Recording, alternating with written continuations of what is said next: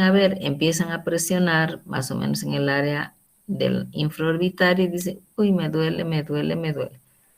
Fácil, habría que determinar inmediatamente si es de origen dentario, pero no hay, para mí, no hay una sinusitis de un mal resfriado en el seno maxilar.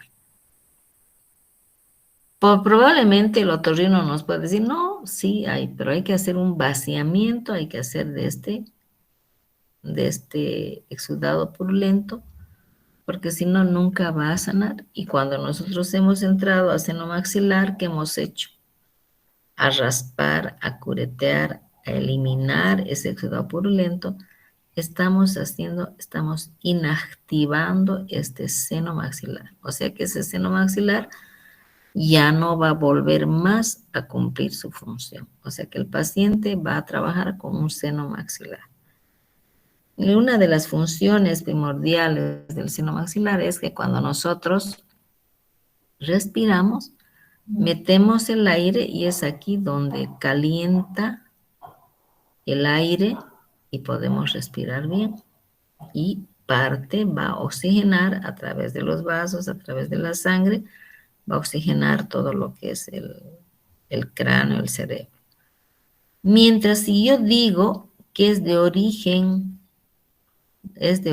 frontal, esa sinusitis frontal, esa sí es de origen de un mal resfriado, un resfriado mal curado. Ahí ¿qué hace el otorrino? El otorrino nos da a veces nos perforan, les decían los meatos, agarran, o nos dicen, usted coloque una cosa caliente en la frente, póngase, o vaya a un fisioterapeuta que le ponga unos apósitos calientes, para que por la nariz empiece a drenar el exudado purulento. Y todos digan, pucha, estoy saliendo, me sale de la nariz un moco verde. No es el moco verde, sino es que ustedes están eliminando exudado purulento. Entonces, son formas de tratar. Ahora, si en este caso el dentista no sabe de las cosas que tiene que hacer, debe charlar, debe conciliar el tratamiento de esta sinusitis maxilar de origen odontogénico con el otorrino. Pueden llevar, pero generalmente el otorrino desmerece al odontólogo, claro, porque el odontólogo cree que solamente es un tapagujeros, ¿no? Entonces, para hablar con un otorrino, bueno, uno tendría que estar a su nivel. En realidad, todos debemos estar al nivel de cualquier profesional. Pero si nosotros desconocemos, claro que nos van a aplanar como a miserables pulgas y vamos a ser solamente los tontólogos, ¿no? Que dicen así, no, es un tontólogo. Imagínense semejantes expresiones que a mí me dan mucha bronca. Entonces, ustedes saben lo que es un empiema, saben lo que es una parulia y saben lo que es una sinusitis maxilar. Bien, habíamos hablado de lo que era la osteomielitis, que inclusive cuando estábamos con, ¿cómo se llama? Accidentes y complicaciones del éxodo 11, cuando había una alveolitis mal curada, podemos llegar fácilmente a la osteomielitis. Y pueden haber las osteomielitis hematógenas, las osteomielitis de causa local, osteomielitis de causa general. Y las osteomielitis no solamente se presentan en la cara o en la boca, se presentan en cualquier parte del cuerpo. Ustedes van a enterarse que, por ejemplo, hay muchas personas que han perdido los pies por una osteomielitis generalizada, ¿no? Que se ha ido a través de la sangre y no han podido controlar, han confundido con otro tipo de enfermedades y no se han dedicado directamente a ver el problema de las osteomielitis. En la facultad ha fallecido hace años, un colega precisamente por una osteomielitis mal diagnosticada y falleció. Entonces, fíjense que nosotros estamos hablando de una osteomielitis que está producido por un diente. Ahora, esta osteomielitis que produce por un diente puede hacerse generalizada si nosotros no tomamos los recaudos o no sabemos manejar una osteomielitis. Puede ir a través de la sangre, los gérmenes pueden ir e instalarse en cualquier parte del cuerpo. Entonces, ¿cómo nosotros definimos la osteomielitis? Que es un proceso inflamatorio donde toma gran parte de la porción alveolar y la basilar con intensa repercusión de la afección local sobre el estado general del paciente. Antes de que llegue a una osteomielitis, se va a presentar una osteitis. Dice que la osteitis es un proceso infeccioso donde abarca 2 o 3 o 4 alveolos. La osteitis es como una necrosis ósea también, es una infección ósea donde se va a circunscribir hasta 4 alveolos, digamos. Pero la osteomielitis va a abarcar regiones y en las osteomielitis van a formarse, como es un tejido necrótico, se va a necrosar el tejido óseo. Entonces, ¿qué va a hacer? Se van a formar los secuestros. En las osteitis no hay secuestros. Entonces, han hecho muchos estudios de la osteomielitis donde dicen que ¿dónde es más frecuente la osteomielitis? ¿Es más frecuente en el maxilar superior o en el maxilar inferior? Dice que la osteomielitis es más frecuente en el maxilar inferior, cierto.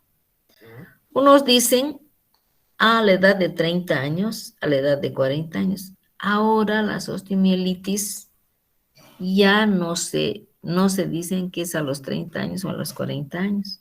Hay osteomielitis en niños. Cuando ese paciente tiene una enfermedad muy terrible, hay un decaimiento general, hay una invasión de un microorganismo.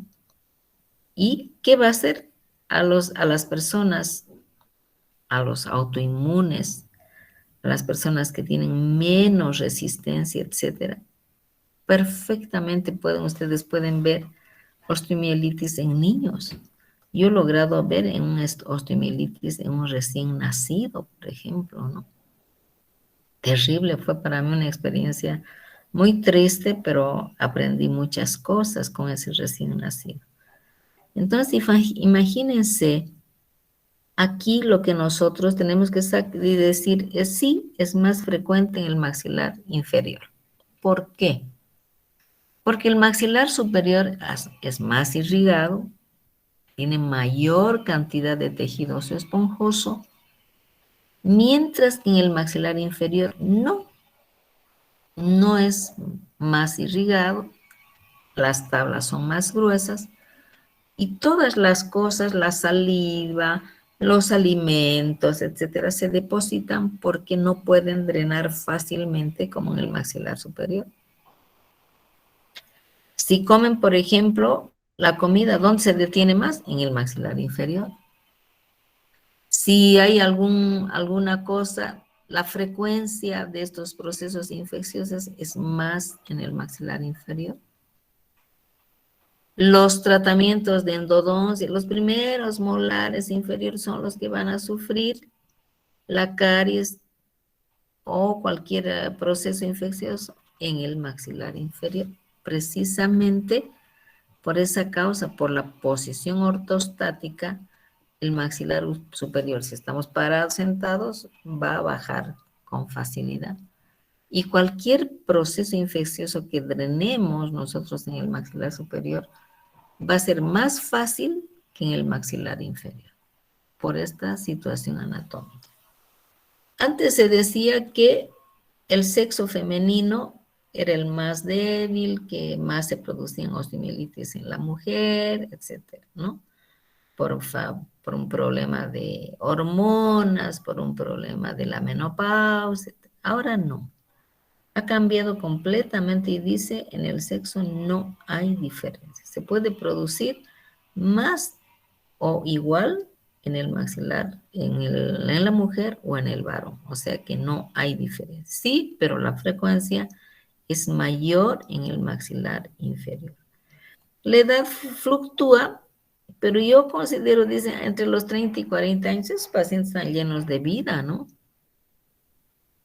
Entonces, ha cambiado también, pero habría que hacer un estudio, obviamente, qué tipo de pacientes. Pacientes indigentes con 30 años, pacientes indigentes con 40 años, pacientes que no se alimentan, ¿no?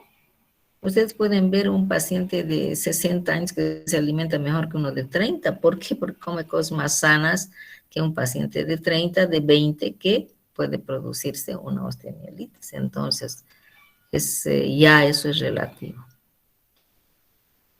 ¿Cuál es la etiología? Dice que hay osteomielitis de causa local y osteomielitis por agentes químicos. De causa local, complicaciones de caries. Toda la vida, con necrosis pulpar. Afecciones traumáticas. Por ejemplo, ha habido un accidente X y no se ha hecho el tratamiento respectivo. Digamos, han habido múltiples fístulas en la cara, etcétera, en la mandíbula.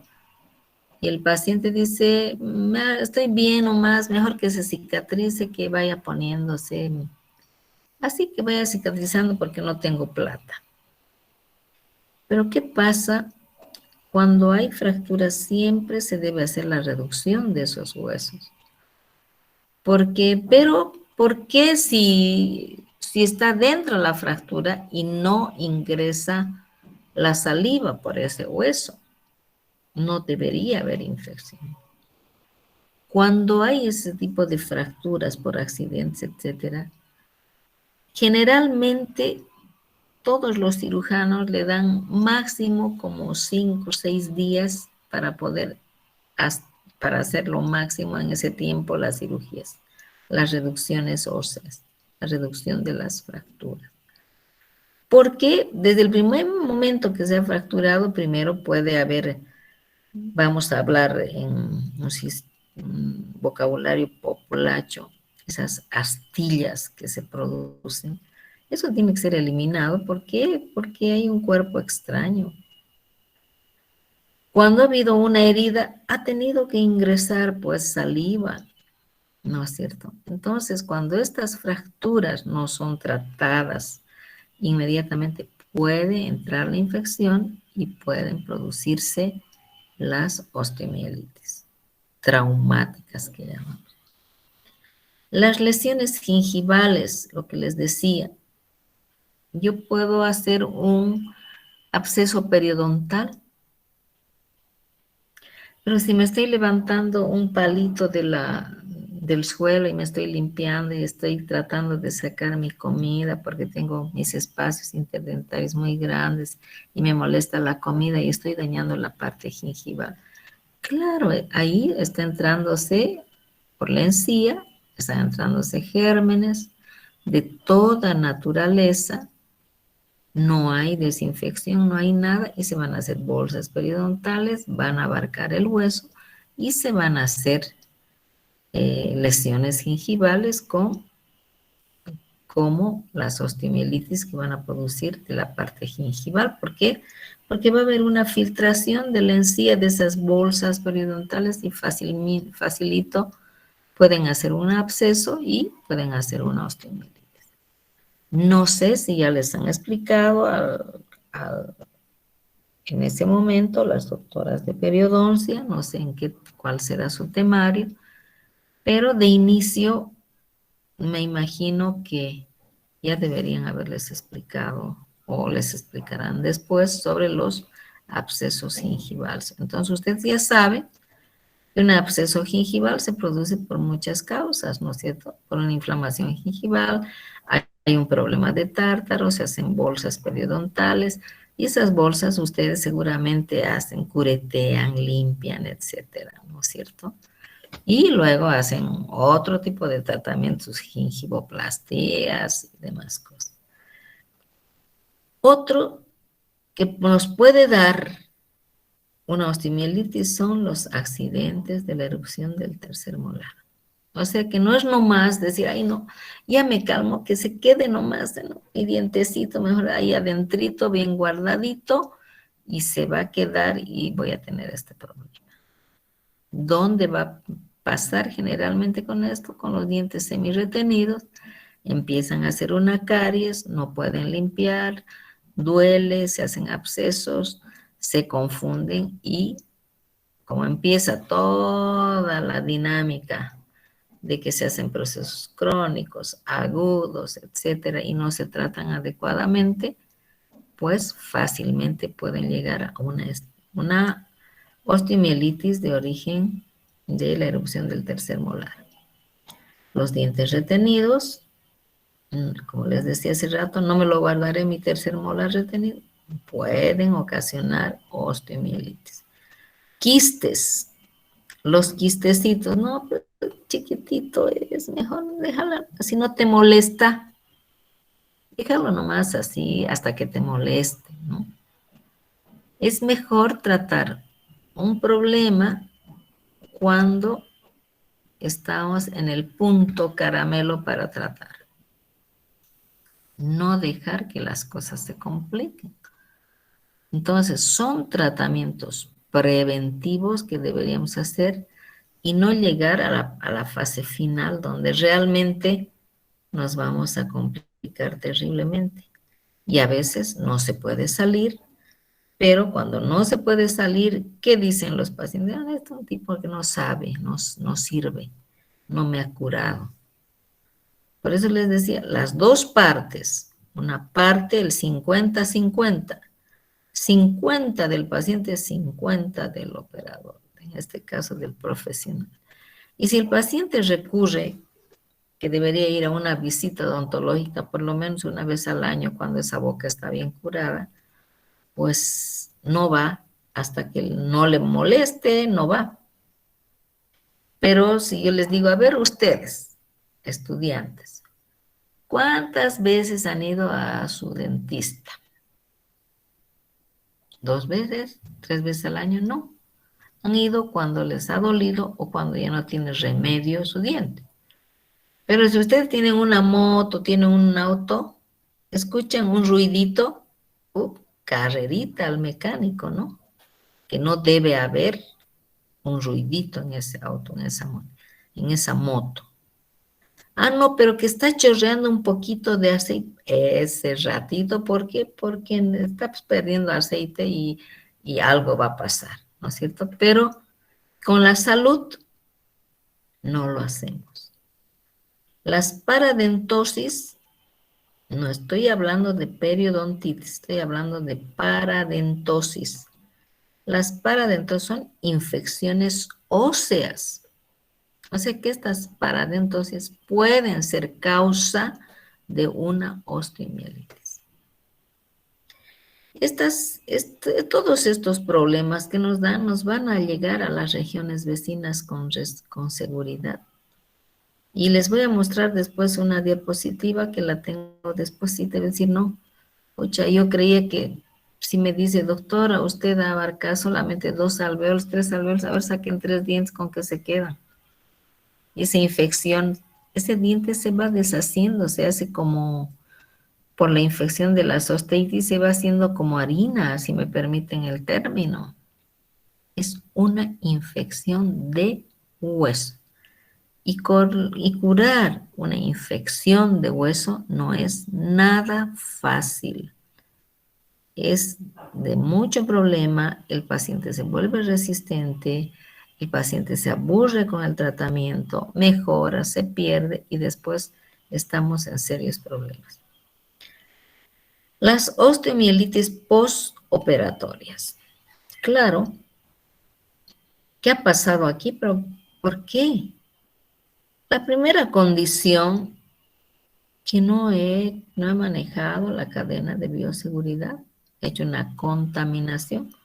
Lo que les decía, por ejemplo, otra vez voy a hablar de endodoncia con sus famosos esponjeritos, ¿no? Limpian, hacen necrosis en el mismo esponjerito, hacen pulpitis en el mismo esponjerito, hacen una biopulpectomía en el mismo esponjerito. Entonces están haciendo una contaminación de terror. Claro que sí, claro que va a haber una osteomielitis, claro que va a haber un absceso. Es de cajón. Y si el paciente está en condiciones nada aceptables en su condición general, los microorganismos facilito se lo degluten al paciente. Las osteomielitis por agentes químicos. Dice que pueden ser originadas uno por mercurio, arsénico y fósforo. A ver, yo les cuento por qué se ha desechado ahora, dice por el mercurio. Antes la odontología, las obturaciones eran por puro, todo eran plomas, ¿no ve? Amalgamas, amalgamas, amalgamas. Entonces, ¿qué ha pasado con el odontólogo? El odontólogo no ha hecho caso a las dosis que debe utilizar el mercurio con la plata. Entonces, ¿qué es lo que escurría el mercurio? Claro que sí, como es un producto químico, se ingresaba hacia el hueso y obviamente sí producía una osteomielitis por el mercurio. El arsénico ustedes ya no lo usan, y yo he utilizado todavía cuando era estudiante. Es un desvitalizante, uno que produce una necrosis pulpar. Y a nosotros nos hacían utilizar el arsénico en niños, por ejemplo, generalmente, o cuando ese paciente teníamos que hacer endodoncia, pero los conductos eran atrésicos y no podíamos entrar a hacer una endodoncia, entonces nos hacían poner este arsénico, que es una pasta media roja, y es un desvitalizante. Entonces agarrábamos y presionábamos y luego poníamos el cemento de fosfato y más o menos unas 48, 72 horas este arsénico mataba al filete nervioso y ya estaba. Entonces nosotros retirábamos todo de la cámara pulpar hasta donde había ingresado el arsénico, etc. Pero no contábamos con la astucia del arsénico que cuando colocábamos a la cavidad pulpar, el arsénico resbalaba por las caras proximales y se ingresaba hacia la encía y al hueso. Y como es un desvitalizante, un producto que produce necrosis, claro que debería, y habían muchas osteomielitis producidas por el arsénico. Pero también dice, y fósforo. Generalmente las personas que conducen movilidades, camiones, etcétera, hacen viajes muy largos, ¿no es cierto? Y el paciente empieza a masticar coca, no sé qué cosa. Ahora me he enterado que hay coca machucada con chocolate, con café, con no sé qué, dice que es una droga terrible, ¿no? Entonces, ¿qué hacían? Los choferes, por ejemplo, no tienen la posibilidad de lavarse cada rato los dientes. ¿Por qué? Porque ellos hacen tramos muy largos, viajan toda la noche, viajan todo el día, solamente botan su coca para comer, etc. Entonces, por el problema de trabajo, ellos descuidan muchísimo su dentadura. Aparte de que les producen unas atriciones y unas erosiones porque van mascando, mascando, mascando la coca, entonces van destrozando completamente sus dientes. Entonces no faltó uno que hizo la prueba y agarró cabecita del fósforo, esa cosita rojita, es arsénico. ¿Qué empezó? Entonces, le dolía y agarró y se metía a la cavidad, le calmaba el dolor. A un principio le hacía vivir, pero después estaba tranquilo porque producía una necrosis. Entonces, igual que la cabecita del fósforo, no se quedaba quietita en la cavidad que tenía de la caries, y pues iba por las caras proximales, seguramente llegaba al hueso y se producía una osteomielitis por fósforo. Entonces, yo he conocido pacientes que me han llegado al consultorio, inclusive que se ponen grasa de camión. ¿Qué tendrá la grasa de camión? Nunca me he preocupado porque me parecía ridículo. Y pensándolo ahora, yo creo que voy a investigar qué cosa tiene, cuál es el componente de la grasa de camión. Pero se ponían grasa de camión y les producía una necrosis. No me he enterado que exista una osteomielitis con grasa de camión, pero sí con fósforo. Luego se produce la osteomielitis por rayos X o cuando están haciendo la aplicación de un cáncer por radiación. Se produce la necrosis ósea. Por eso les decía, cuando ayer estuvimos hablando, decir qué medidas debemos tomar, qué debemos hacer cuando estamos trabajando con un paciente con enfermedades como el cáncer. Entonces, yo para que se produzca un rayos X, ¿cuántas exposiciones tendría que hacer en ese paciente para que se produzca una necrosis? Pero si tengo un paciente altamente debilitado, desnutrido, no sé, yo no le podría decir, con 5 exposiciones ya tienes osteomielitis. No lo he hecho, no sé, no les puedo decir cuántas exposiciones, seguramente en rayos X ustedes podrían producir o preguntar y decir, doctor, nos han dicho que se puede producir una osteomielitis por la aplicación de rayos X. Ellos de repente sí les podrían informar, ¿no es cierto? Probablemente. Perdón un minutito, ya sí. Entonces, ¿qué sucede?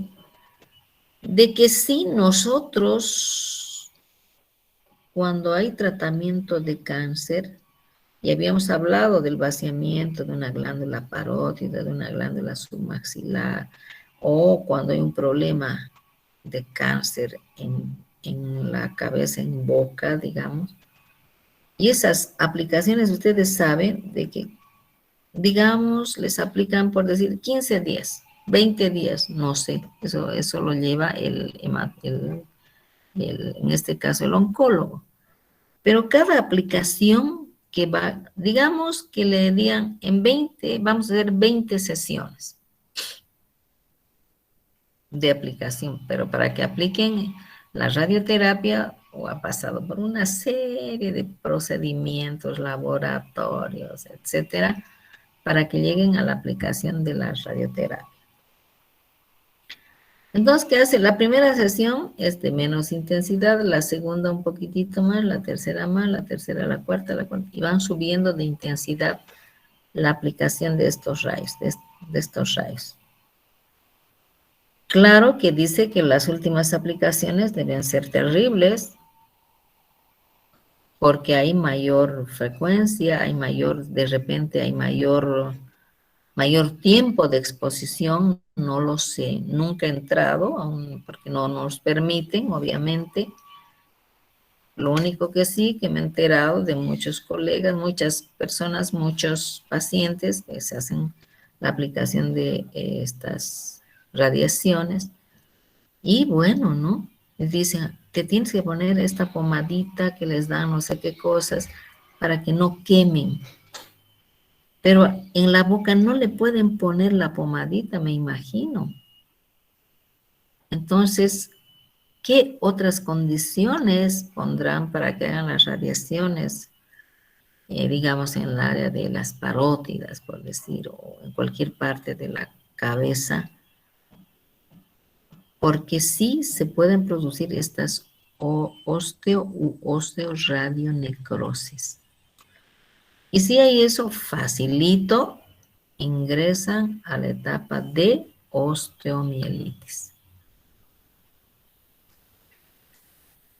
Tenemos la osteomielitis de causa hematógena cuando la infección pasa pues a la sangre.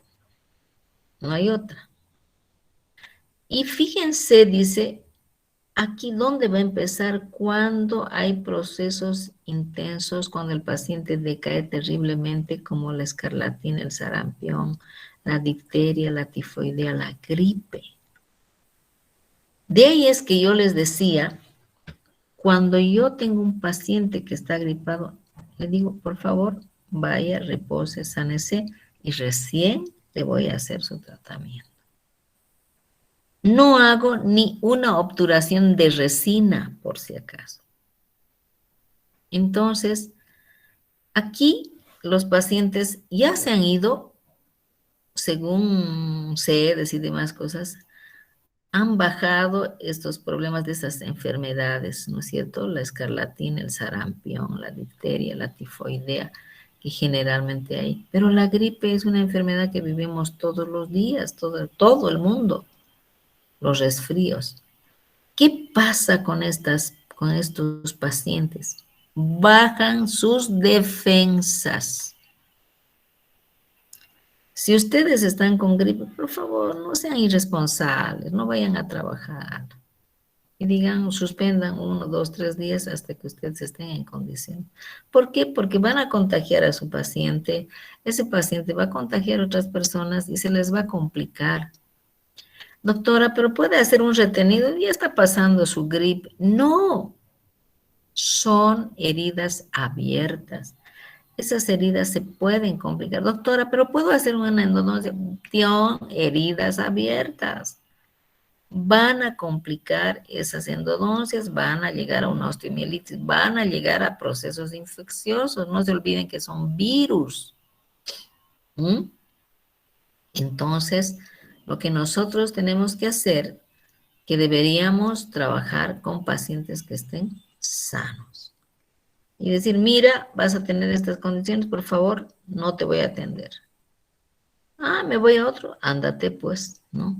Ya es tu problema, porque contigo, por un tratamiento, por una endodoncia, no me voy a bancar con semejante responsabilidad.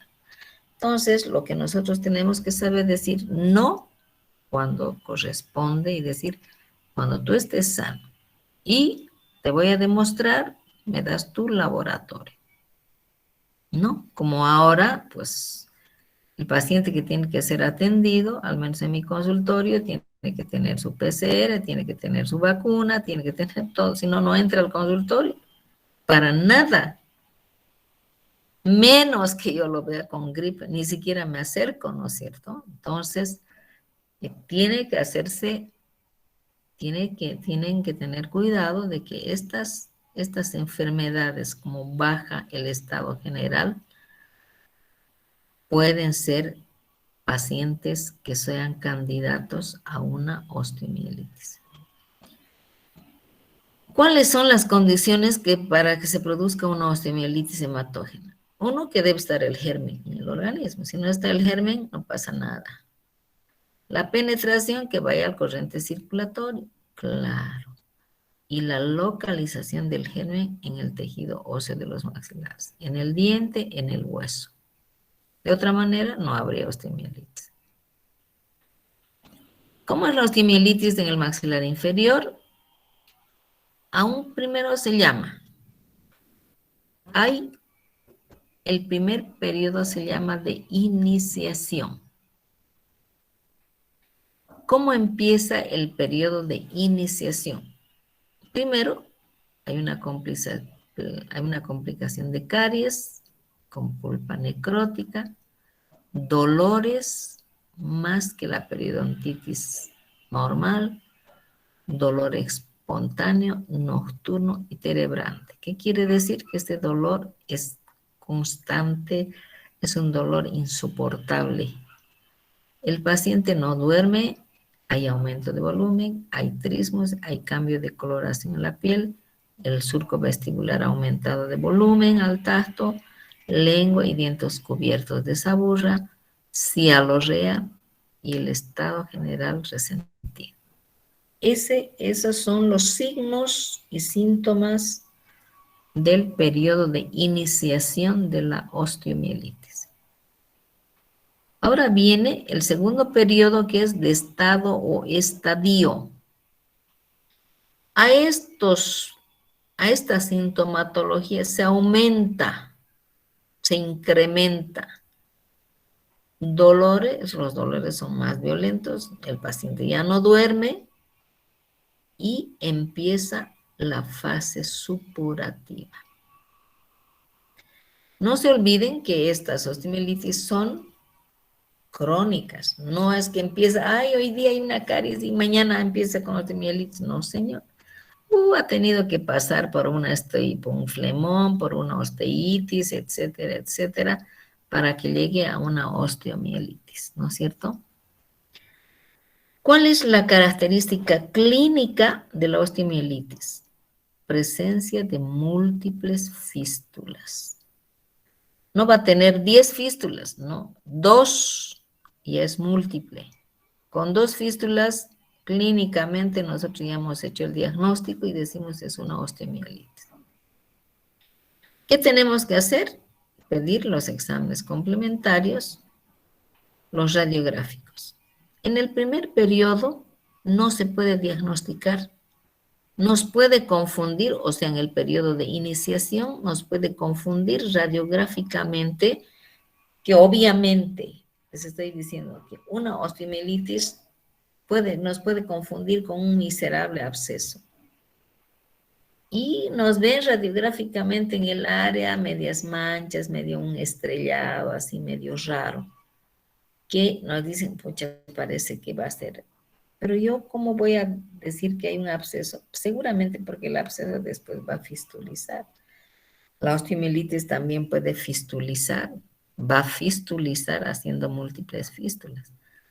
Pero clínicamente a esta osteomielitis hay un poco de diferencia porque hay un aliento fétido. Y eso nos debería llamar mucho la atención, decir, si bien en un proceso, en un absceso común corriente, hay aliento fétido, pero aquí es terrible, el doble y el triple, ¿no? Entonces, radiográficamente, ¿me voy a conformar con una radiografía periapical? No. ¿Qué tengo que hacer? Una radiografía panorámica. Si veo que pueden haber más compromisos, más dónde está yendo, porque he dicho que la osteomielitis va a abarcar áreas grandes, áreas. Entonces debo hacer una tomografía para ver, ahí me va a demostrar cómo están los secuestros, dónde están los secuestros, a qué nivel están los secuestros, etcétera, etcétera. Entonces, vamos a la osteomielitis del maxilar superior. En el periodo donde se va a iniciar, se inicia en cualquier parte. No dice, ay, aquí a nivel del premolarcito, no, mejor aquí en el incisivo central, mejor más atrás. No, en cualquier parte. A través de un proceso periapical. Otra vez estamos hablando de un proceso periapical. Comienzo violento. No hay un dolor que dirá, ay, me dolerá, tomaré un analgésico, un paracetamol. Después, no, señora, aquí es un dolor que no se puede calmar. El estado general del paciente es súper resentido, hay fiebre, pulso elevado, no come, es decir, la cara aumenta de volumen, el ojo está cerrado, la piel dolorosa, ganglios infartados, el surco vestibular desaparece, dolor espontáneo y se instalan fístulas. O sea que en un absceso común se instala una fístula. Por eso les decía, el periodo de iniciación para nosotros es un poco confuso porque dicen, pucha, esto es un absceso. Cuando pasa un día, otro día empieza otra fístula, uy, ya, esta es una osteomielitis, ¿no es cierto? Porque dice, se instalan numerosas fístulas. Múltiples, 2 fístulas, no pretendan que va a instalarse 10. 2 fístulas es suficiente, por eso se dicen múltiples.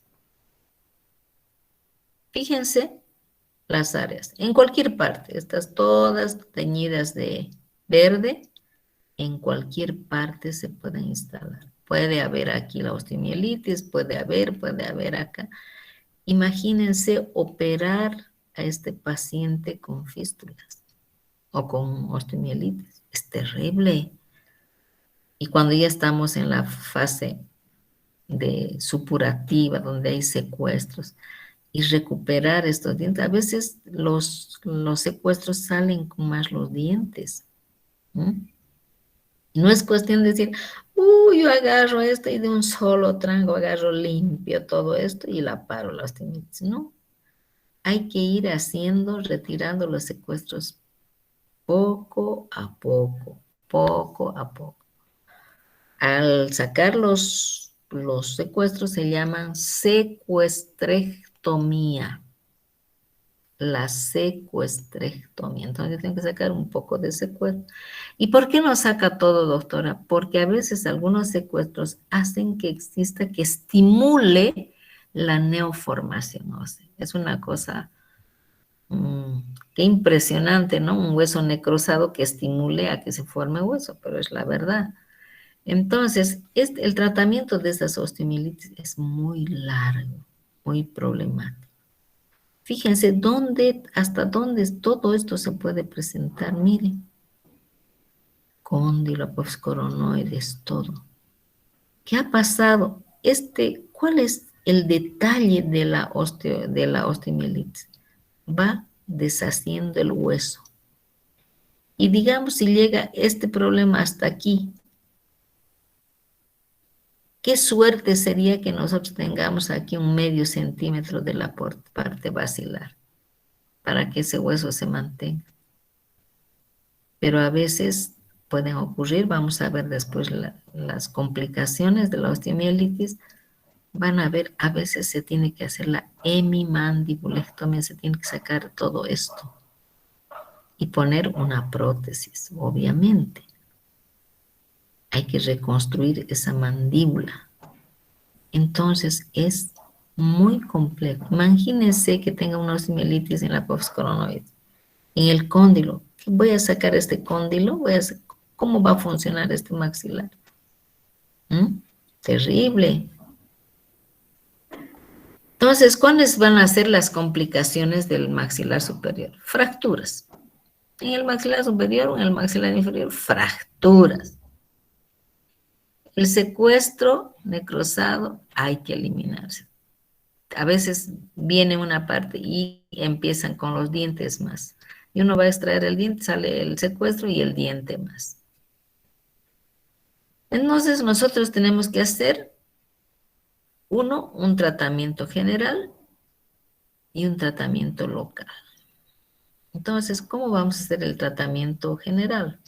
Dice, vamos a poner inyecciones de extracto hepático, sulfamidas, vacunas, vitaminas. Lo que tenemos que hacer a este paciente es nutrirle tanto, porque ustedes saben de que hay un decaimiento general terrible. Entonces, ¿qué es?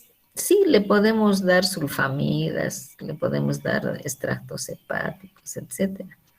Pero lo que aquí al paciente hay que inyectarle hasta por los ojos proteínas, porque la proteína va a hacer que exista la estimulación de un tejido que repare un tejido. No va a crecer ya, cuando ha habido una reabsorción ya no va a crecer el hueso, se va a quedar así. Entonces, hay que evitar de que esos huesos se fracturen o se sigan perdiendo en su altura. ¿Cuál va a ser su sintomatología en el primer periodo que hemos visto? Extraer al diente causante, con más el secuestro. Abrir quirúrgicamente para la supuración, drenaje, extracción, tratamiento de los abscesos. Nos tenemos que ir cureteando, drenando, limpiando, colocando drenajes, que más esto, más la otra. Es un tratamiento muy largo, muy complicado. Que si a ustedes le dicen, no, yo entro a quirófano y en una sola la limpio. No se la creo. No se la creo. Y si quiere entrar y limpiar todo en uno solo, pues, uy, a no ser que tendría que hacer la hemimandibulectomía o la hemimaxilectomía, ¿no? No sé. Entonces, imagínense. ¿Cómo vamos a hacer el tratamiento quirúrgico de la osteomielitis sobre los dientes vecinos?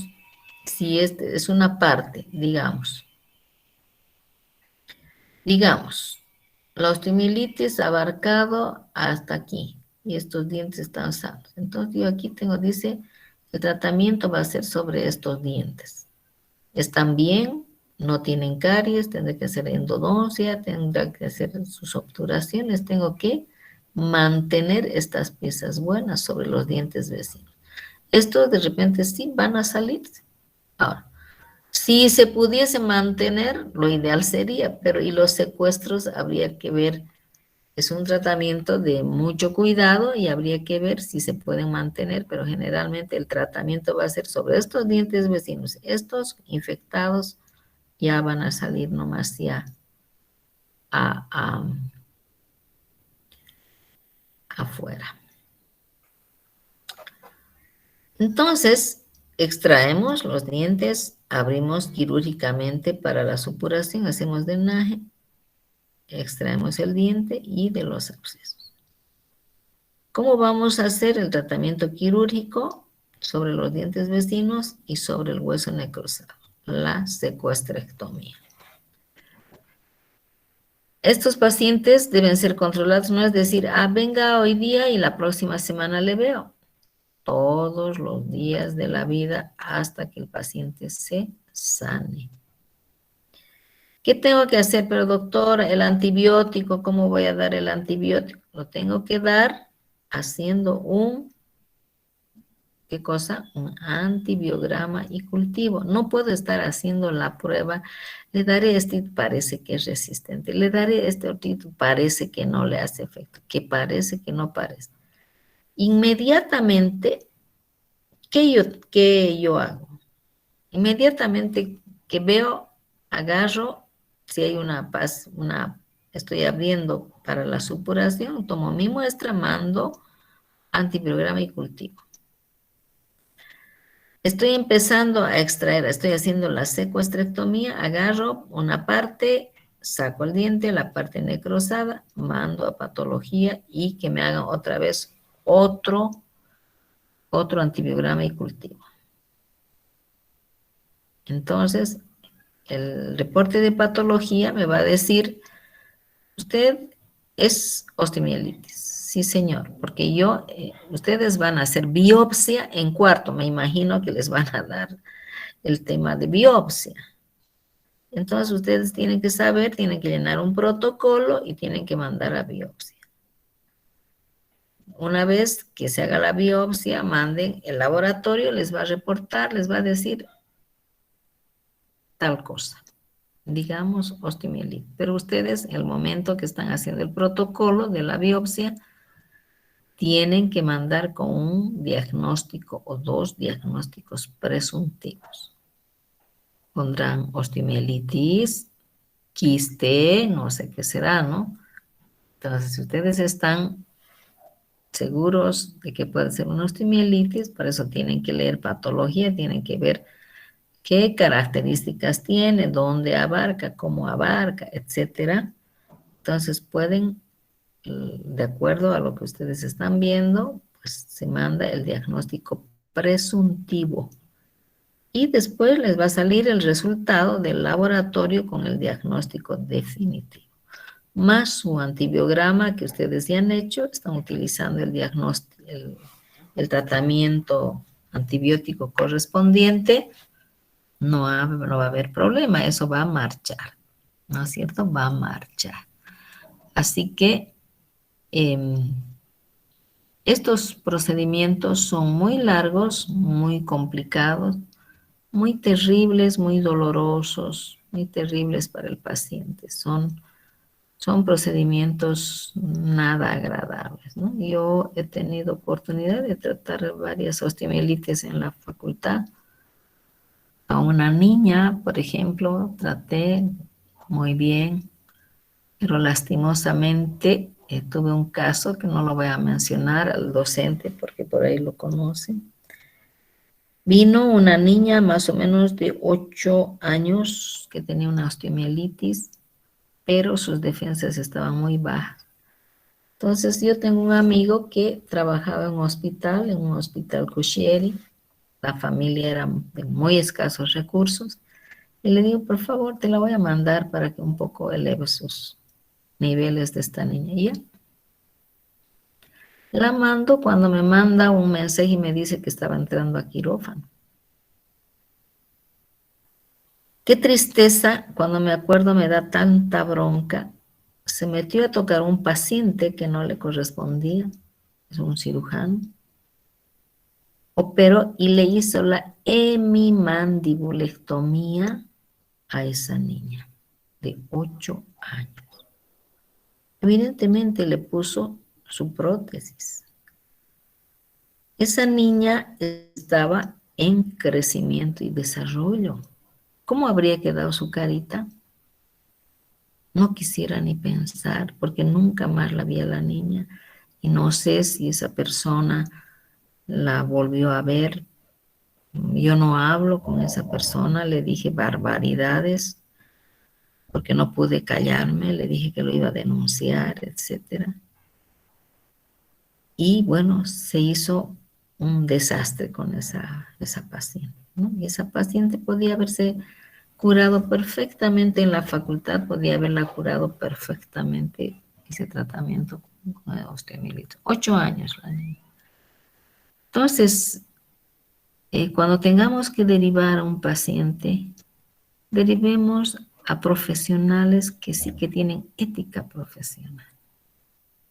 Hay muchos pacos que dicen, no, cirugía maxilofacial, cirugía, y nunca han hecho cirugía maxilofacial, han hecho un curso de 5 días y creen que es cirugía maxilofacial, ¿no? Entonces, manden a un especialista donde realmente garanticen a ese su paciente. Ahora, en el transcurso de la cirugía pueden haber problemas, ustedes saben, uno entra con un diagnóstico, se complica y a veces hay otros pacientes que mueren en el quirófano, es así. Pero no se hagan amiguitos de grupos y decir, no, tú hago prótesis, yo hago tal cosa, yo hago y no tienen la mínima formación. Entonces, si ustedes tienen entre ustedes, cuando egresen, van a ser especialistas o se van a formar de alguna manera, van a hacer sus cursos, bueno, ahí, ¿no? Podrían un poco conversar y tratar en forma multidisciplinaria. Sino busquen a personas realmente que manejan estos casos. No sometan a sus pacientes a una prueba de fuego donde no van a salir exitosos. Y la mala praxis, ustedes saben que está muy caliente, ¿no es cierto? Entonces, cuiden esos detalles, es un consejo que yo les doy. Entonces, chicos, hasta aquí hemos hecho una gran parte de lo que son las infecciones y pienso terminar el día lunes lo que son las infecciones. Ojalá que nos podamos quedar hasta que las velas no ardan, porque sí les voy a mostrar puras diapositivas y ustedes van a ver realmente de lo que he hablado, porque tienen que ver, hasta que ahorita ha sido cuento de la doctora Frufino, ¿no? Entonces van a ver, les voy a mostrar algunas cosas para que ustedes se den cuenta cuál es la magnitud de un proceso infeccioso, ¿ya? ¿Alguna duda que ustedes tengan hasta aquí? ¿Qué inquietudes tienen? ¿Han visto procesos infecciosos? ¿Qué han hecho o qué se han enterado? Porque se han tenido que enterar de muchos profesionales. A mí no me interesa quién, me interesa qué han hecho, si lo han hecho bien o lo han hecho mal, porque ustedes deben tener personas conocidas con diferentes inquietudes.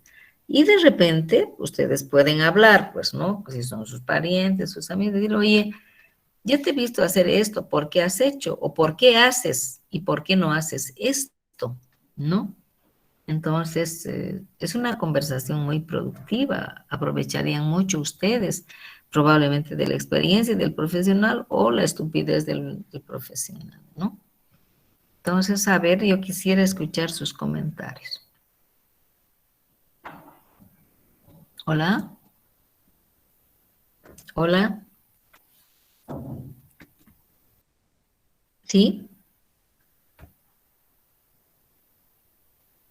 Hola. Te escucho.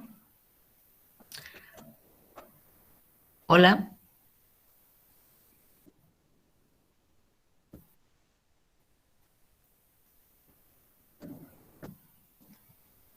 No te escucho, está mal, creo que tu internet o tu micrófono, no sé.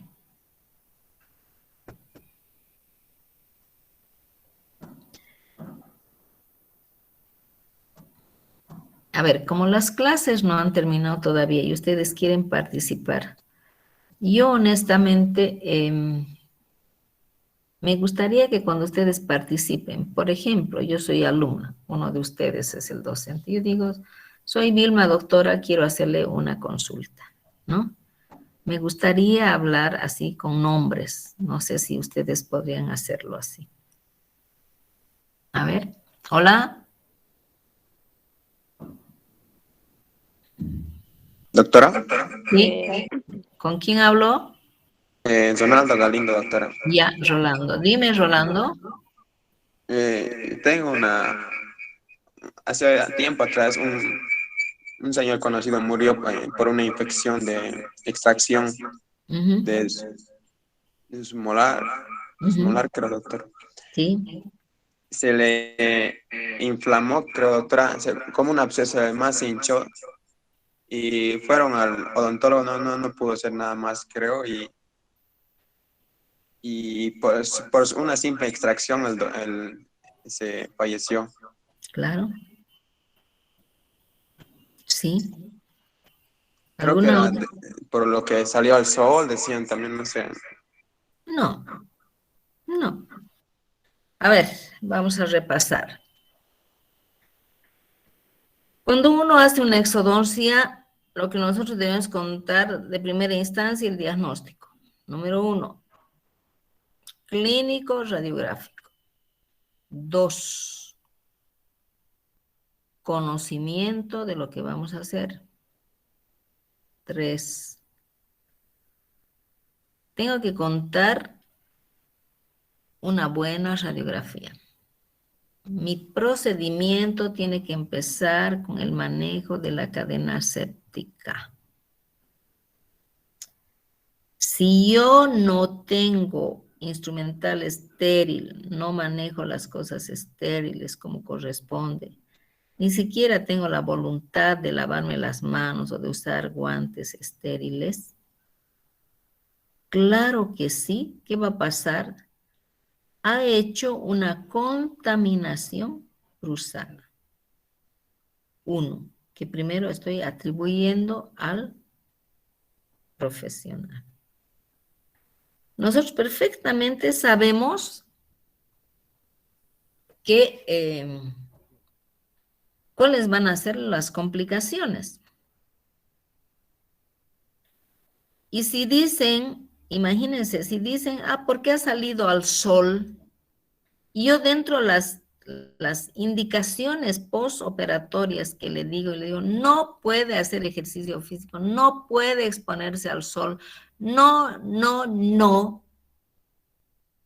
Lo mínimo que va a hacer que se elimine el coágulo. Y si se ha eliminado el coágulo, la primera complicación que voy a tener va a ser una alveolitis. Pero si yo no estoy trabajando en forma correcta con la asepsia, etcétera? Claro que sí, que va a seguir existiendo la contaminación. Y si no estoy utilizando adecuadamente los antibióticos específicos, voy a tener problemas. Si este paciente que he operado no tenía las condiciones para ser operado, como hace rato les decía en las osteomielitis, un resfrío u otro problema, claro que va a haber problemas. Va a instalarse un proceso infeccioso a nivel de la sangre donde va a ser una sepsis generalizada. Si yo no he podido tratar esa infección, lo correcto era que yo debería derivar a un paciente o ese paciente debería derivar a un profesional que lo puede manejar en hospital. Y si yo quiero hacer las cosas por mi parte y le estoy dando, en vez de darle azúcar, le estoy dando otra cosa. Ahí está el detalle. El paciente ha hecho una sepsis generalizada por contaminación. De repente empezó con la anestesia. No utilizó una aguja estéril. No sabemos. ¿Cómo hizo la exodoncia? ¿Cómo trabajó la exodoncia? ¿Qué tipo de traumatismo hizo? ¿Cómo manejó ese posoperatorio? La primera parte. La segunda parte, ¿qué hizo el paciente? Porque el paciente estoy segurísima que ha venido cuando las velas ya no ardían. ¿Mm? Y se ha debido hacer una cosa, más otra cosa, más otra cosa. Y ha venido con un problema severísimo de infección, con un aumento de volumen, ha hecho un absceso terrible. Yo les voy a mostrar la próxima clase, espero que estés en la clase, para que te muestren fotografías cómo el paciente se intoxica y van los abscesos caminando de un lado para el otro. Así que dos cosas bien claras, el manejo del profesional y el otro lado del paciente. Si el profesional está tranquilo y dice yo he hecho, habría de ver que realmente ha hecho las cosas correctas. Pero si se ha equivocado en una, claro que le va a salir al revés. ¿Qué pasa, por ejemplo? Dice, ¿no? A ver, hay una caries penetrante y les he dicho la vía de drenaje es a través del conducto, lo primero. Y hago la extirpación del filete y creo que va a bajar esa celulitis. Y dice, no, aquí la doctora en su clase nos ha dicho, usted debe imponerse la extracción. Cierto. Pero lo que faltaba, la siguiente parte, era de que se debería realizar el enfriamiento para hacer la extracción. ¿Sí? Entonces, si no ha habido esa condicionante, sí, señor, estoy segurísima de que el paciente ha hecho una sepsis generalizada y se ha muerto. Sí, señor, es lo más probable. ¿Cómo andó la investigación? No le pueden echar solamente la culpa al dentista, ¿no? Habría también que averiguar qué cosas hizo el paciente.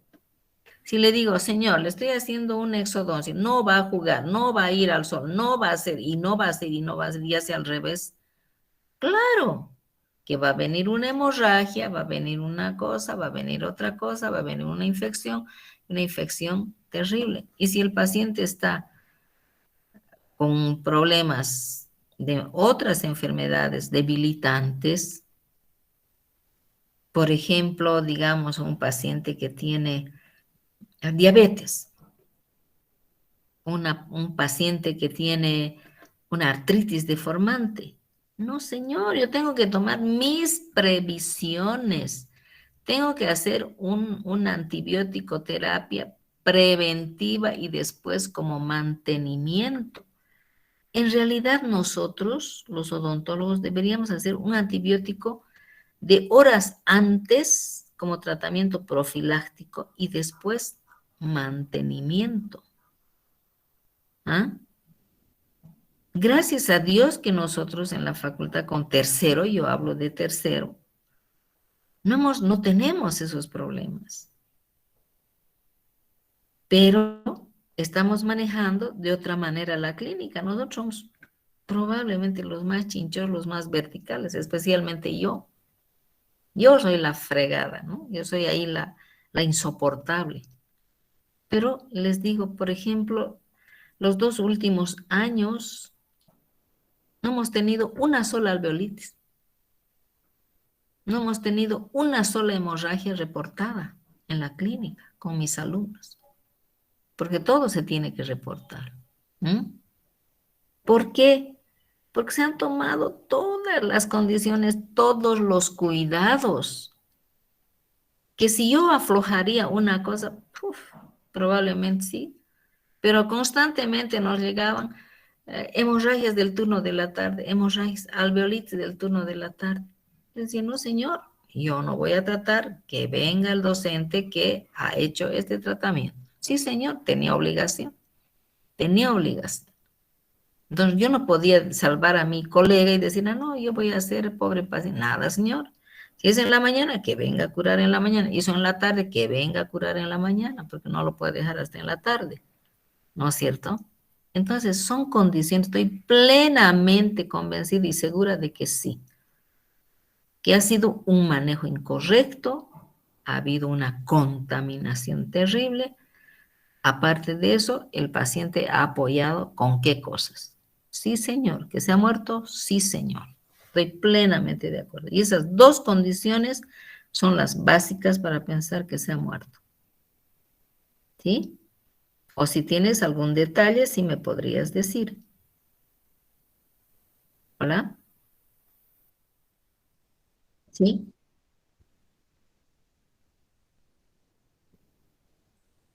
Ujú, ujú. ¿Y qué te contaron más, aparte de lo que te he comentado? ¿Te contó algo?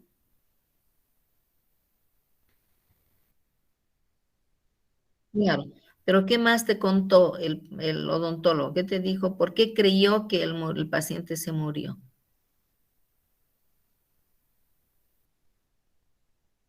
El comentario general. Mm, sí, sí, sí. Esas, para tu información, esas son las causas por si acaso. Y es un aprendizaje muy grande para ti. Te agradezco por la consulta. Otra pregunta, Doctorita, sí, mamita.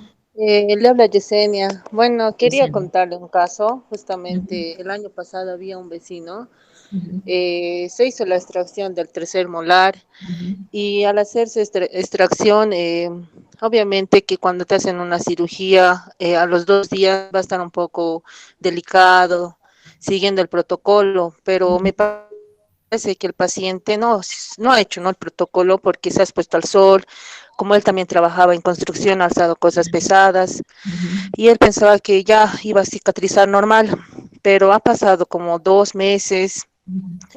Su muela, donde la habían suturado, ujú, le dolía, era como un dolor de muela, como si tuviera algo ahí adentro. ujú, Y yo le pregunté si se hizo sacar la radiografía, la panorámica, y él me dijo, ujú, no, pero tengo aquí mi periapical.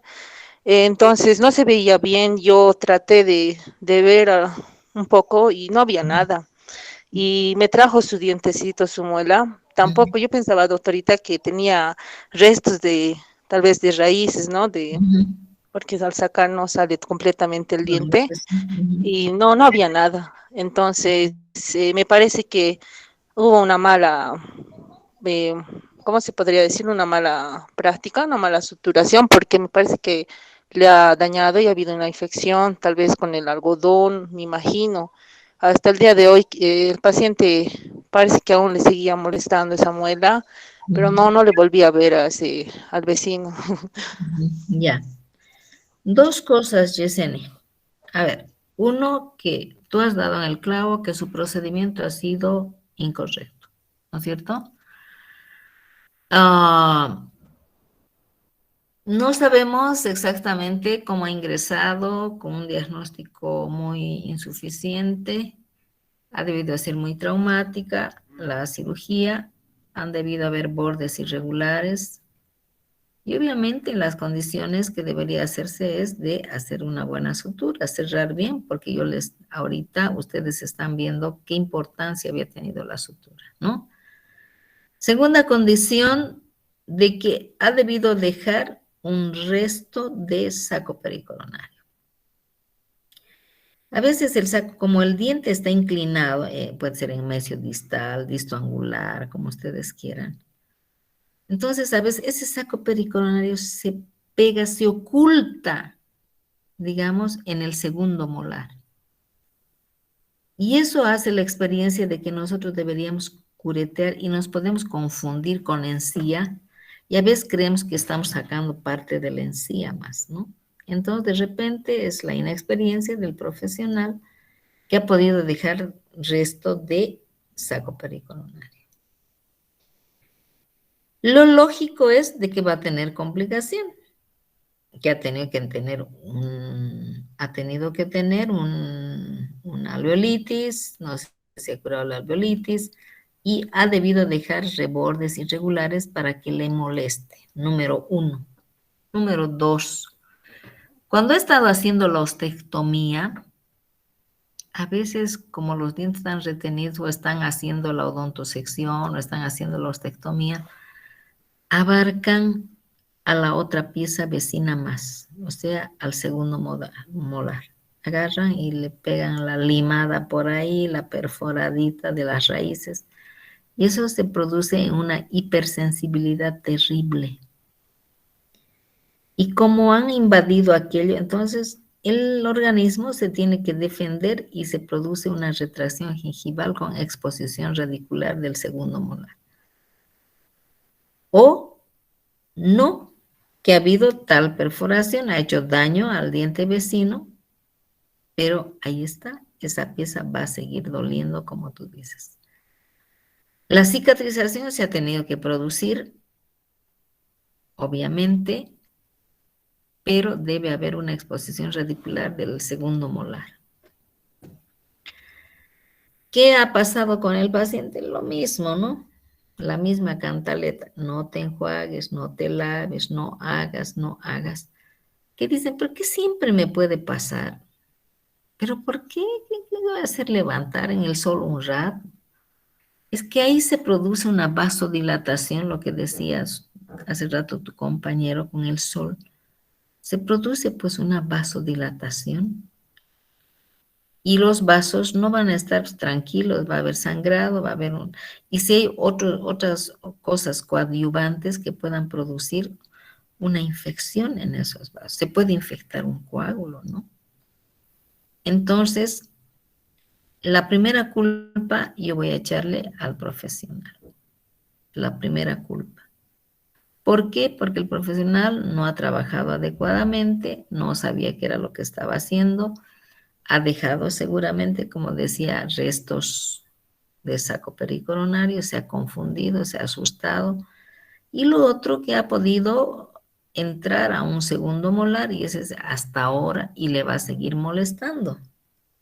Y si le va a seguir molestando, lo más probable ese paciente va a pedir una endodoncia para que deje de doler. Porque debe haber, a mí me gustaría que tú agarres un espejito y dices, a ver, te voy a ver, quisiera ver, o voy a consultar con mi doctora, no sé, ver cómo está esa raíz del segundo molar. Y hacer una radiografía de control y ver si clarito se nota, si él ha tocado con una fresa, se nota clarito lo que ha hecho una concavidad ahí por la utilización de la fresa cuando estaba haciendo la ostectomía, ¿no? Porque el paciente se ha cicatrizado, bien mal ha hecho, ha cicatrizado, pero sigue la hipersensibilidad. Y esa hipersensibilidad va a permanecer, no creo que se pierda hasta que no se trate el segundo molar. Para eso habría que ver muy bien, se tendría que hacer una muy buena radiografía, habría que ver las condiciones del paciente, ¿no?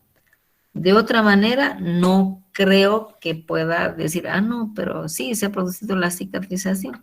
Yo les comento de que cuando hemos hecho la ostectomía, el alveolo del segundo molar se empieza a reabsorber y queda a veces expuesta la raíz del segundo molar. Y como no saben exactamente cómo tienen que hacer la ostectomía, a veces se comen la raíz distal o se comen la parte distal del- de la corona, todo eso al hacer la ostectomía, etcétera, ¿no? Entonces habría que investigar que sí que puede tener dolor o si eso se ha llegado a determinar que es una hipersensibilidad, de repente se podría colocar un flúor de uso profesional, porque a veces nosotros usamos, cuando hacemos blanqueamiento de dientes, utilizamos un flúor netamente puro, se podrían hacer unas pincelaciones o darle una pasta dental que tenga bastante flúor, que no debe usar agua fría ni agua tan caliente, un agua templada, no debe consumir alimentos ácidos como el limón, la naranja, la piña, que eso va a producir a que no pueda regenerar aquello, ¿no? Son muchas cosas que se tendría que ver, pero como te decía, aquí digamos, pongámosle el 50, 60, 70% del profesional y el resto al paciente, porque el paciente si no se le controla, no se hacen las cosas, el paciente mm, para él es igual, ¿no? No pasó nada. ¿Sí?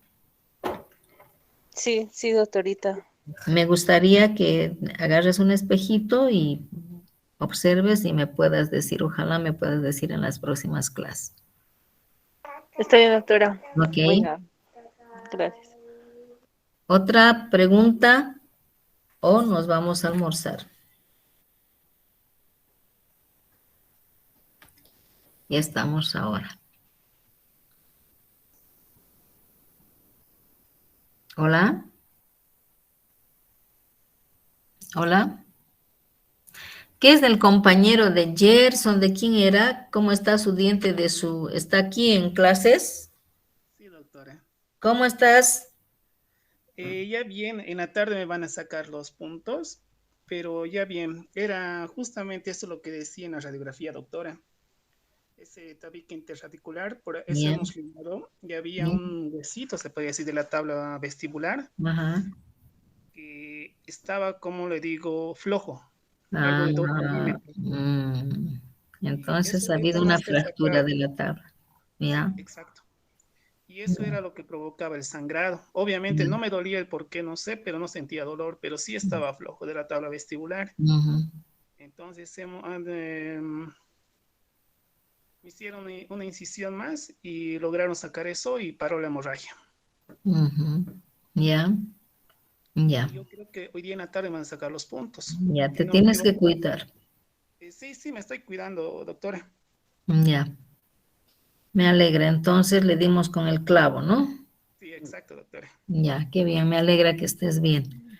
¿Alguna otra cosa, chicos? Si no, nos vamos a almorzar. Mañana nos vemos 10:30. Doctorita, Sí, disculpe, no he podido ingresar rápido, doctorita, no sé si me puede tomar lista, por hija, favor. ¿quién eres tú? ¿Qué te llamas? Rimbian Fernández, por favor. Hernández Rim. Rimbian Fernández, doctorita. Rimbian Fernández. Sí, Ya, por favor, doctorita. ya.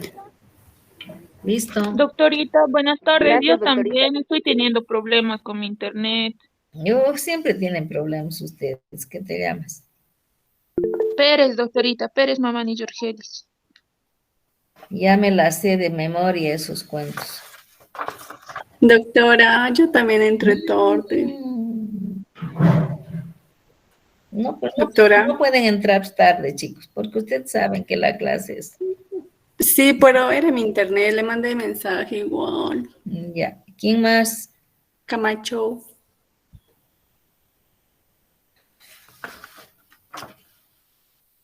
Camacho, Katy. Sí, Listo, Katy. Ok, gracias. muy bien.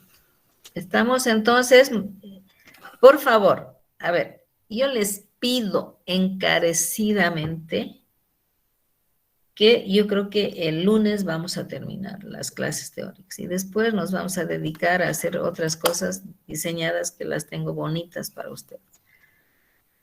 Pero tienen que entrar a ver, todo se va a resumir lo que les voy a mostrar en las diapositivas.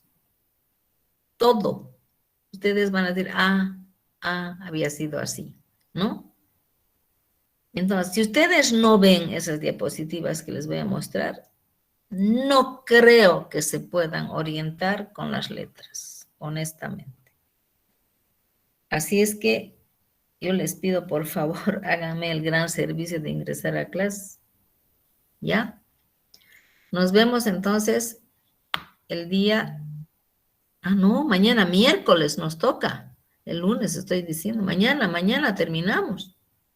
Mañana es miércoles. Mañana. ¿Ya? Doctora, Sí. como le había comentado de las clases prácticas que vamos a pasar, entonces mañana ya terminaríamos todo lo que es la teoría y el día jueves, viernes ya no pasaríamos. No, vamos a pasar, pero vamos a ver pues, cómo pasamos, ¿no? No es cuestión de ir aquí, qué bien, hemos terminado y ahora chao, no, se tiene que seguir trabajando, ustedes van a trabajar todavía duro. ¿Mm? No, es No que le decía, estarán presentes en es que clases, vamos a ver cómo trabajamos, ¿no? ¿Ya?